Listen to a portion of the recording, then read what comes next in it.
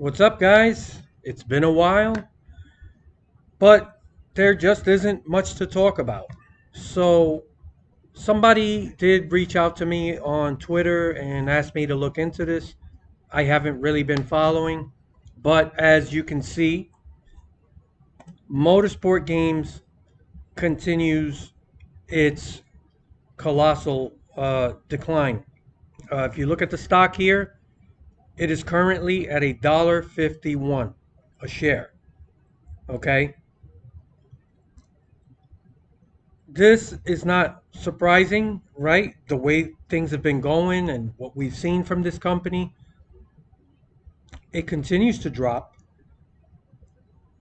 I have to say that anybody who still has stock in this company at this point it's in your best interest to just leave it alone, hold on to it.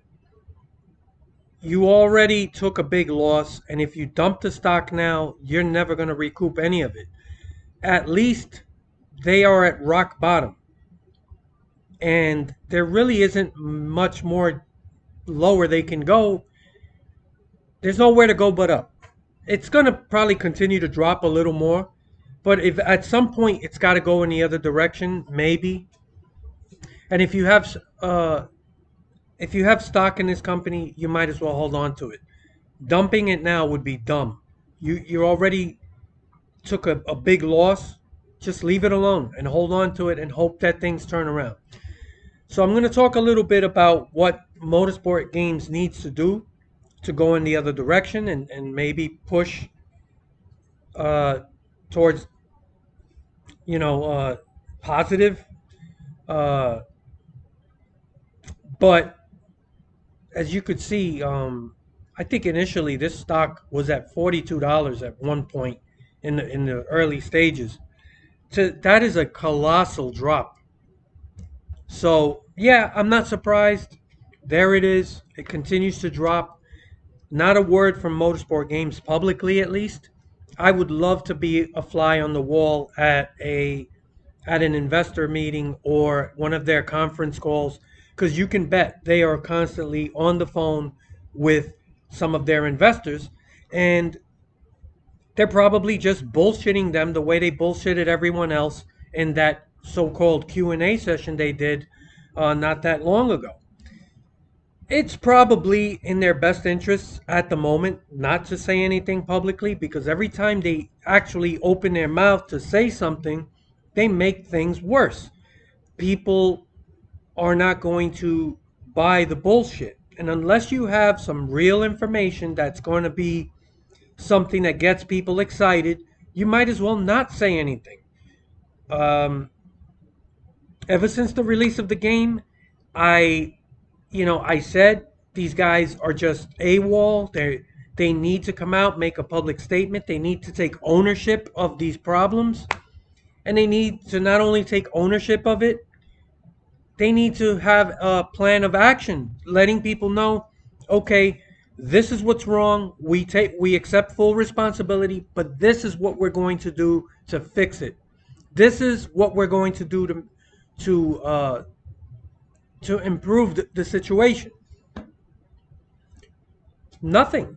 That whole Q&A session was basically their attempt to make the consumers just accept that the product that they got is not as damaged as they think it is, that a lot of it is really on you, that the game is realistic. A lot of the things that should be part of this game aren't there because it's not realistic. But at the same time, they also tell you that their aim is to make sure that 3-year-olds with hand controllers can play this game without a problem. So they're trying to have it all. They want to have their cake and eat it too. They want this game to be accessible to everyone, but they also want this game to be a lot more of a serious game. Not if not a full-blown sim, but a lot more closer to sim than the Heat series. So they're all over the place. It doesn't sound to me like they've ever had a direct vision of we're going to go in this direction and we're going to do everything we can to make sure we deliver on that. No, even since in the beginning they talked about these 3-year-olds with hand controllers and how they want people to just easily be able to pick it up with a controller and play it, and it should be accessible. And it's like, you can't do both. You really can't. You haven't even shown the ability to make the most basic aspects of the game work, but you think you can juggle two of the opposite ends of the spectrum, where on one side it's a hardcore, close to sim experience, but on the other end it's fucking Mario Kart for NASCAR fans. You can't be both. Um, if I was in charge, first of all, you the people that are actually making the decisions on what to do with this game, and the actual game development side of things, they don't know what they're doing. And the guy that was on that Q&A session embarrassed himself. He was just making excuses, and the whole thing was a disaster, right? So I'm not going to reiterate all that stuff. I already talked about it, and everybody already knows what a disaster it was. And I think that the stock continues to drop because that's everyone's last interaction with Motorsport Games, was watching that shit show that was a Q&A session. They just managed to make everything worse. So, if I was in charge, what I would be telling investors as well as consumers, right? Because it's important that they put forth the right message to just get some confidence back up, is to let people know we understand what the problems in the game are. And first and foremost, the game just isn't fun to play because the AI is horrible. And we're going to clean house. We're going to start fresh. We're building the AI from the ground up. Because let's be honest, even though they always told people that this game was a ground up build, brand new, technically, that's not true. They kind of lied when they said that as well. So yes, there's a new game engine. Yes, the actual art of the game and the visuals is all ground up stuff. But the gameplay seems to be, and I'm going by the words of a lot of people in the community who have told me and have also on their own platforms said, this is RFactor, uh, the NASCAR oval stuff from RFactor. It's exactly the same. So I have to assume that they were able to just plug and play the physics and the AI and all that stuff from RFactor. And RFactor is actually a really good sim from everything I've researched for the original stuff, which is road course racing, GT style cars, that kind of stuff. It was not good for stock cars. It wasn't good for oval track racing. So the one aspect that you need for a NASCAR game doesn't work because they're using RFactor assets. They shouldn't have done that. They should have built it from, that should have been also from the ground up. Now, I don't know what they did, right? I'm not in that studio. I don't know all the information. I'm just judging the game by what I've seen and what I've felt playing it, and from what other people in the community have said who have R Factor experience. They've said point blank the behavior of the cars is exactly the same as R Factor. The oval track behavior of the AI, the physics, all that is exactly from R Factor. So technically, it wasn't a ground up build. I really think that was a mistake, obviously, but their number one priority should be at the top of their list is the AI. If the game is not fun to play, nothing else matters. And I've been telling people for many years, you guys who've watched me for a long time, you know how I feel about AI. To me, the AI is everything when it comes to gameplay. Um, Yeah, the online racing is better. Why? Because you're not racing AI. You're just racing other people. The physics, yes, they're an improvement, but the lack of adjustability is a problem. And the presets that they came up with was garbage. You could tell they didn't spend any time on it. So even though the physics are better, the cars push at almost every track. But there's nothing worse than the AI. And if they don't overhaul the AI and make dramatic improvements across the board, nothing's going to matter. They also kind of, you know, they led you to believe, all right, me included, that they were actually listening when they talked about things like presentation, when they talked about paint booth and customization, right? I heard everything I wanted to hear in the beginning. But when you actually finally got to play the game and see it, then you realize, oh, the paint booth, as good as it is, you can't use it in career mode. It's extremely limited because they don't want to disincentivize people from spending money on things like paint schemes. And they know if they give you full 100% freedom with the paint booth, it's going to get people to spend less on paint schemes. So they weren't really good delivering on what we asked for. They put a paint booth in there, but they made it so limited that it's only for one-off races. That was a terrible decision. They really need to undo that. You should be able to run multiple paint schemes that you created in career mode, online, wherever.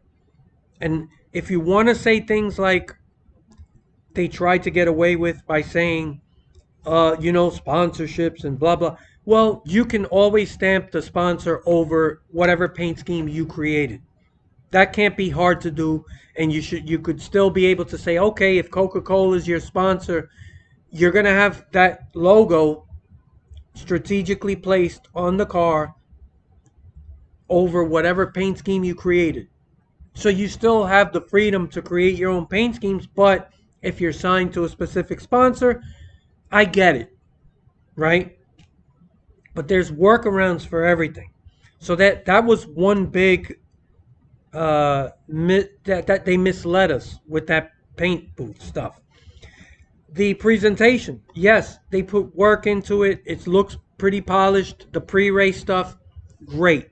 The problem is, and I've been saying this for years. The presentation in games that really work, they work because the presentation is designed around you, the player. You look at MLB The Show. You look at NBA 2K. When you go up to bat in MLB The Show, it's your custom character and the name that you chose that you hear the announcer talking about.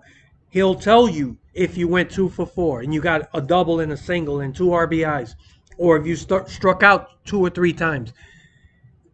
The game constantly is letting you know that you are a part, that the game is about you.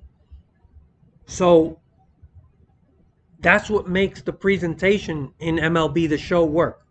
In NBA 2K, this is really their strength is presentation. And they always made you feel like the game was centered around you. And pre-race, post-race, all of that. You got to have more than just this generic pre-race stuff that looks like you're watching a race on TV. There's a big difference and there's a big disconnect. So that's another way that they kind of, they promised you something, but it wasn't what they needed to deliver. So I would work really hard at making sure that first of all, the AI, you got to have that where it's fun to race against and it's just better all across the board. So that's AI, presentation. You got to have more presentation and it has to be about the player. No, who actually sits and watches the pre-race anymore? Once you see it once or twice, everyone skips it. Why? It's generic. And it doesn't change. There's no announcers talking about you. You could talk about how you did in the race the previous week. How about post-race? There's nothing post-race going on presentation-wise. You could talk about how you did it during the race or any incidents that happened, about the upcoming race, about what place you're in the point standings. There's so much you can do pre-race, post-race. I've talked about it ad nauseum for years. They're not listening. This is how you make these games compelling to play and fun and immersive. And they thought they could get away with a game that looks polished visually and that you have a generic intro to each race, very generic, gets old real quick. And yeah, we threw a paint booth in there. You can do some cool things if you spend some time with it, but we can't let you use it in career mode or online or whatever. What's the fucking point? It's just to check off a box and say we gave you officially a paint booth, but it's useless. So as we sit here, the stock has literally gone down 2 cents. Okay, it's up again. All right, it's going to fluctuate a little bit. Um, Maybe it has something to do with what I'm saying right now. I'm just kidding. Of course not. But yeah, if you have stock, you might as well hold on to it. It would be stupid to dump it. And really, there's not much more they can drop before they go in the other direction. But in order for things to improve, they're going to have to announce something that gets people excited. And first of all, they're going to catch a lot of shit for a long time because their credibility is shot. So even if they come out and announce something that sounds exciting, people are going to say, I'm not buying it till I see it, which is the way it should be. And I am going to remind people when the information comes out, when they announce a release date, all these things. I'm going to keep telling you people, do not pre-order, do not buy the game on day one. If you waited a certain amount of time for something, you can wait an extra 2 weeks. That's all I'm asking. Give it 2 weeks. See how the community feels about it. See all the reviews. See what people are saying about it before you decide this is worth your money. This is the way it should be with every game, and especially with anything coming from this developer going forward. So they're going to have to earn it. And as you could see, they did not make a lot of money on this game. The sales are abysmal. The stock is down the toilet. They are near rock bottom.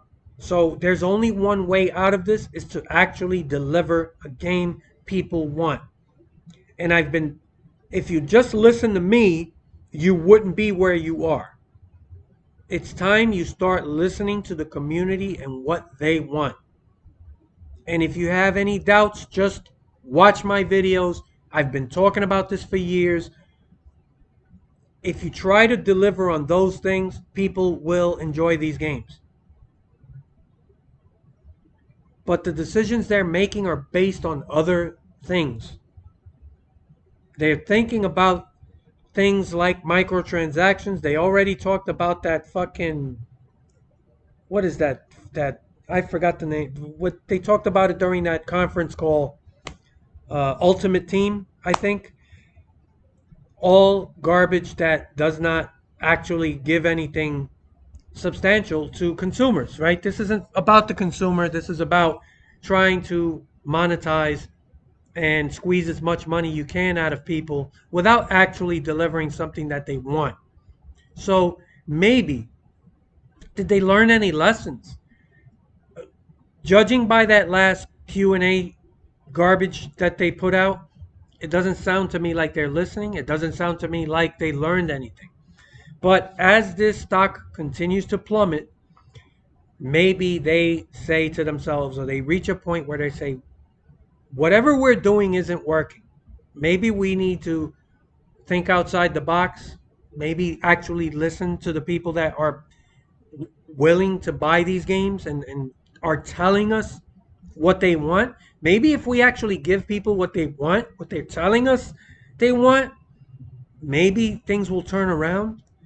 And I got news for you guys. If you think BTCC or Kartcraft or any of these other projects they're working on is gonna help turn this around, it's gonna barely make a dent, even if those games turn out to be really good. NASCAR is the uh, the main product. When people think of motorsport games, they're thinking of NASCAR. And NASCAR needs to be their number one product. So I don't know what they're planning. I don't know what they're doing. As I've predicted to you guys, they put out over 5 or 6 different patches and they barely did anything. Okay? This game is still garbage. And I told you guys, I'm not a big believer in patches. Anybody that thinks that they could fix a game that's this fucked up and broken with patches is doesn't know what they're talking about. And I warned everybody, patches are good for minor fixes. Okay? You're not going to continue development of a game through patches. And this, they knew from the start they were only going to be able to do specific things. But what are they going to do? Tell people this is it? They're not going to do that. But I told you guys, you're going to get a bunch of patches. Then after a couple of months, they're going to move on. And from what it sounds to me, they've moved on. They're not talking about this game. There's no information. There's no patches. There's no talk of patches. It's over. I told you so. I've been telling you guys from the start.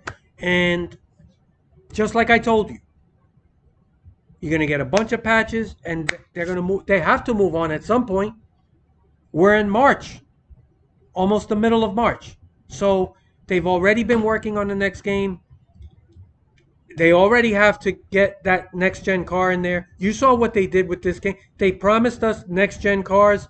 We got one fucking car from BJ McLeod, and you can only run it at Daytona by yourself.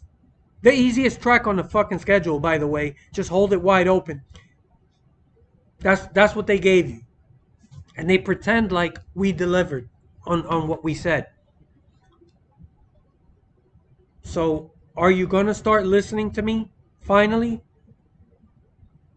So, my only focus going forward is if and when they release information, I want to know how they plan to make sure that this game fixes the issues of the last game and is a better game. Why should you spend your money on it? You got to tell me something. Now, personally, I don't want, I don't, all I want is to give us AI that's actually fun and challenging to race, that runs different lines, that has a sense of awareness, pit stops that actually work as intended. The AI is everything. And I still see people playing this game and they're trying to make content with it. I get it. These guys are, this is what they do for a living. They monetize. So they have to try to produce content. I don't have to do that. I could say what I want. I can put videos up if I want to. I don't do many videos. And if you're wondering why you don't see many videos, because there's not much to say. What am I going to do?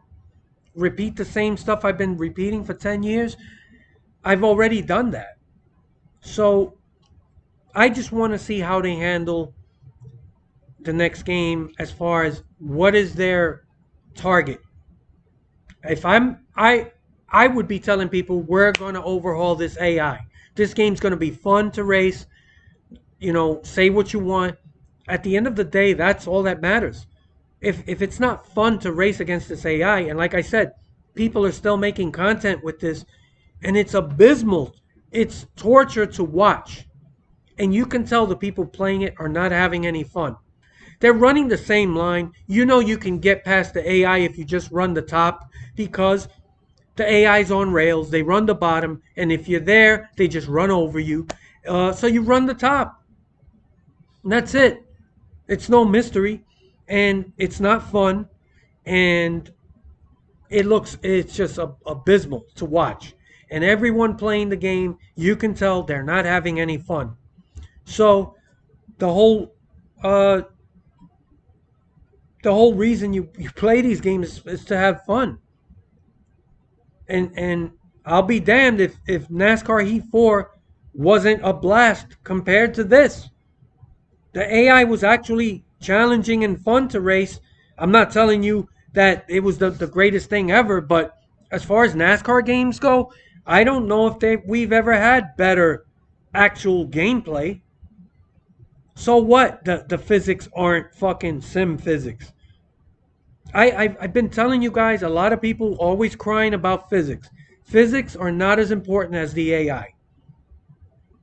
If you give me a game and you say, all right, these physics are somewhat arcadey, but the AI is great. It's fun. It's challenging. They run different lines. They're unpredictable. Sense of awareness. Um, or we're gonna give you great physics, but the AI is an abomination, like you see with this game. I promise you, it's it's it's always gonna be better to go with the first choice. So I'm not saying physics don't matter, but I'm trying to tell you, and now you can see for yourself. So what? You got better physics. This is the worst game ever made. So AI is where it's at. They need to fix that. They need to polish up some of that presentation, make it more personalized to the player. That would be where my goal is with this game. That's it. Fix that AI so that it's fun to race. Give us setups. Give us the ability to work on setups so that we can actually get the cars to handle the way we want. And give us better presets for people who don't know anything about setups. They actually have 5 setups that are completely different and actually do something. And a paint booth that you can actually create schemes you can use in any mode. That's it. If you just do that, that would be a huge step forward. And of course, fix the bugs and glitches. You want to make sure the game works. That's it. I don't want anything else. And keep in mind, next gen cars and whatever tracks they have to add, I don't even think they could handle that. So I'm curious to see where their mind is on this next game. And as I am going to continue to remind people, do not pre-order, do not buy the game on day one. Give it 2 fucking weeks. That's not much to ask for. Then, if it turns out, oh my God, this game really is good. They really stepped up to the plate and did something. Then you can buy it. They'll get their money 2 weeks later. Don't give your money. Stop. We got to break this cycle, man. That's all I'm going to say. So here we sit. And yeah, so I don't know what else to say about this. It's just abysmal. Where this company started and where they are. This has to be one of the biggest disasters in gaming history. So anyway, those are my thoughts. I look forward to your comments later.